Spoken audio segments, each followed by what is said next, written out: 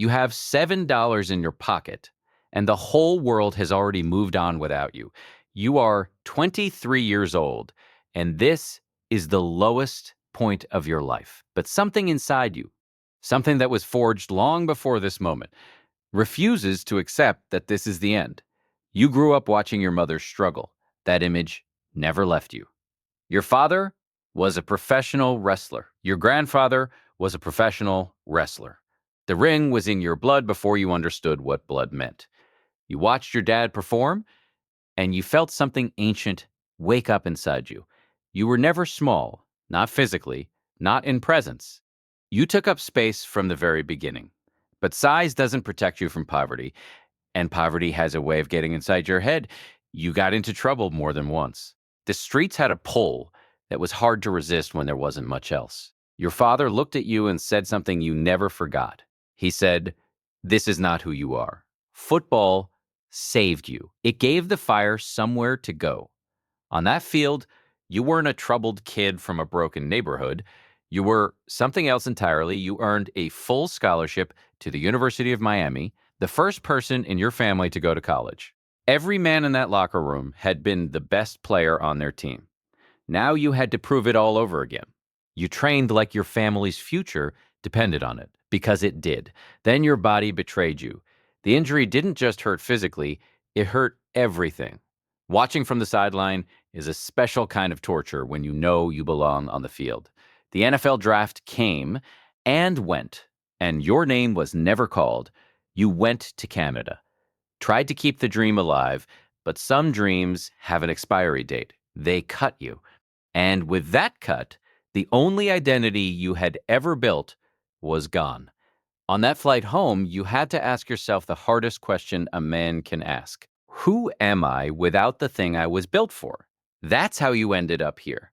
$7, evicted, 23 years old. Starting from zero, depression is real. It doesn't announce itself. It just settles in and makes everything feel impossible. Your father sat on that floor with you. He didn't fix it. He just refused to let you be alone in it. Your father made one phone call, and the door that opened was not the one you expected. You were the biggest man in the room and the least skilled. That combination is called humility. You applied everything football taught you to this new world. The work ethic was already there. It just needed a new direction. Your first match was in front of 200 people in a small arena. It didn't matter. You performed like it was Madison Square Garden. Vince McMahon looked at you and saw something. You weren't sure what it was yet, but you trusted it. They gave you a name, The Rock. It sounded like something that couldn't be moved. You decided to become exactly that. The first character they gave you wasn't right. The crowd could feel it. So could you. They booed you loudly, consistently. And in that rejection, you found the character that would change everything. You stopped trying to make them love you. You gave them a reason to feel something, anything, and they went insane. The microphone felt like an extension of your body, like it was always supposed to be in your hand. Madison Square Garden, the loudest building on earth when your music hits. You felt it in your chest before you heard it. From $7 to WWF champion, the distance between those 2 points was 2 years of refusing to quit. Saturday Night Live showed the world something wrestling already knew. You were more than an athlete. Then Hollywood called. And the version of you that had been waiting beneath everything stepped forward. A film set is nothing like an arena. You were a beginner again. You loved that feeling. Your name above the title on a Hollywood film. You took a photo of the poster and sent it to your mother. The numbers came in, and Hollywood understood something new. You were not a wrestler trying to act. You were a star.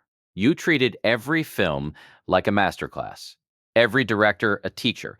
Every role a new dimension of yourself to discover. You kept the athlete's schedule in an actor's world. That combination was rare. It became your edge. Fast Five was the moment everything accelerated. You walked onto that set and the franchise changed. On that set, you found the version of yourself that the whole world had been waiting to see. $600 million worldwide. The industry stopped questioning and started listening. Forbes listed you as the highest paid actor in the world. You thought about that apartment floor, that eviction notice, those $7. You didn't celebrate that the way people expected. You just sat with it and felt something close to peace. Success doesn't cure depression. Nobody tells you that. You had everything, and some mornings you still couldn't get off the floor. You asked for help. A man built like a god asking for help. That took more strength than anything you ever lifted. In that room, you weren't a superstar. You were just a man trying to figure out why the darkness kept finding you. You talked about it publicly because someone watching needed to hear that the strongest looking person in the room was not immune. Understanding yourself made you better at everything. The work changed when you stopped running from the hard parts. Success always costs something. The bill arrives in the moments you can never get back. You lived in two worlds simultaneously. The trick was making sure one didn't consume the other. The set never saw your bad days. That was the deal you made with yourself. Bring everything, every single time. The schedule was designed for a machine. You had to remind yourself you were a man. Your mother never had to worry about bills again. That was the promise you made on that apartment floor. You kept it. The look on her face when she stopped worrying, that was worth more than every dollar and every title combined. Some mornings, you just drove. No destination, just you and the road and the silence of a life that still surprises you. You named your production company $7 because the bottom should never be forgotten. It's where the foundation was poured. You stopped being the product. You became the person who built the products. That shift changes everything. Terramana, your tequila, built from scratch. No celebrity endorsement deal. Ownership. That was the only model you trusted. Within 2 years, Terramana was one of the fastest growing spirits in history because you built it like you built everything else, from the ground up with everything you had. Project Rock was never just a sponsorship. It was a philosophy built for people who train before the sun comes up. You bought a football league, the sport that discarded you, you went back and bought it. That's not revenge, that's poetry. 300 million people chose to follow your life. You never forgot that was a choice they made. You never took it for granted. Jumanji showed you something important. The world wanted to laugh with you, not just be awed by you. $1 billion. The range was no longer a question, it was a fact. Black Adam was about more than a superhero. It was about choosing complexity over comfort. The biggest thing a platform can do is amplify voices that aren't yours. You understood that $800 million from the same hands that once held seven. The math of relentless work is not complicated. It just takes longer than anyone is comfortable with. Your daughter stepped into a wrestling ring, the third generation, and you watched from ringside the way your father once watched you. You understood your father differently in that moment. Everything he sacrificed suddenly made complete sense. The most important meeting in your day was always the one at the small table with the small chairs. Behind every version of you that the world saw, she was the constant, the anchor, the truth teller, the sane voice that commanded millions, soft for a bedtime story. That balance was never easy, but it was always the priority. You fought hard to keep ordinary moments because extraordinary can consume everything if you let it. Your father lived to see everything, every title, every film, every record. You made sure he knew what his sacrifice produced. When your father died, you lost the person who knew the whole story, every version of you, not just the famous one. You shared the grief publicly because millions of people had lost fathers, and you wanted them to know they weren't alone in it. The gym was where you processed what couldn't be spoken. It always had been. It always will be. You went back to work, not to escape the grief, but because showing up is how you honor the people who built you. Your daughters will know who their grandfather was. You made sure of that. Some legacies are carried in stories. 4 in the morning, every morning, not because someone is watching, because this is who you chose to be. You brought your gym with you everywhere because the ritual was the anchor. Change everything around the ritual. Never change the ritual. You didn't train to look strong. You trained to stay strong. There is a difference most people never understand. Discipline is not exciting. It is cod and sweet potato at 5 in the morning. It is doing the same thing on the days you don't want to. You understood something most people resist. Time is the only thing that cannot be made, only spent or wasted. Whenever someone young asked for advice, you gave them the floor version of yourself, not the Forbes version, the $7 version. 300 million people. You never let it become a number. You treated each one like the individual who chose to be there. And then once a week, the pancakes. Because discipline without joy is just punishment. You watched old footage sometimes. The young man in that ring had no idea what was coming. You were glad he didn't.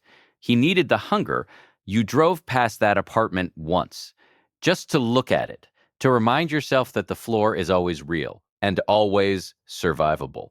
You framed the $7 because forgetting where you came from is the most dangerous thing success can do to a person. You were grateful for the rejection. Without it, you never find the ring. Without the ring, you never find Hollywood. Without Hollywood, none of it. Calgary gave you the greatest gift a place can give. It showed you what you weren't. You spoke to young people without a script, because the truth doesn't need notes. After every speech, there was always one person who waited, who needed to say something private. You always stayed for that person. Every morning before the iron, you were grateful, not performatively, actually, for the struggle as much as the success. The child didn't care about the box office numbers. They cared that you showed up fully. That's the whole lesson right there. You granted more Make-A-Wish requests than almost anyone in history because a man who was given a second chance understands what it means to give one. You built a foundation, not for the tax benefit, for the boy who needed someone to show up for him. The greatest version of success is building platforms for people who haven't arrived yet. Your daughter chose the ring, not because you pushed her, because she saw what the discipline produces. You showed her without a single word the 4 a.m. alarm still goes off. It always will. Because the day you stop is the day you forget who you are. You came back to the ocean, not to escape, to remember the water doesn't know your name, and somehow that still feels like peace. $7. That's what they gave you when the dream collapsed. You gave it back to the world a billion times over. Everything you built, all of it, was so they never had to see their mother cry over bills. So they never had to know that floor. You carry it all, the past, the present, the weight of what you've built, and the responsibility of what comes next. And you walk like it's light. The crowd that once booed you stood for you. The arc of a life told in one standing ovation. Your name in the pavement on Hollywood Boulevard. A kid from a broken apartment in Nashville. A name in the ground of the most famous street on earth. Someone asked what the $7 meant to you now. You said everything. It meant I was still here, still breathing, still able to begin. Every morning is a choice. Not everyone gets to make it. You never forgot that. From the outside, it looks like power and fame and money. From the inside, it always felt like one more day of not giving up. They evicted you from a building. They could not evict you from your belief. That was the one thing no landlord could touch. These hands held $7 once. Then they held the world. Same hands, different choices, different days. Same relentless refusal to stop. That man on the pavement with $7, he was not at the end, he was at the beginning. He just couldn't see it yet. The world is not built by the people who had everything. It is built by the people who had nothing and refused to accept that as their final answer. $7. That was the price of the greatest story ever built. Pay attention to your rock bottom. It is the only foundation strong enough to hold everything that comes next.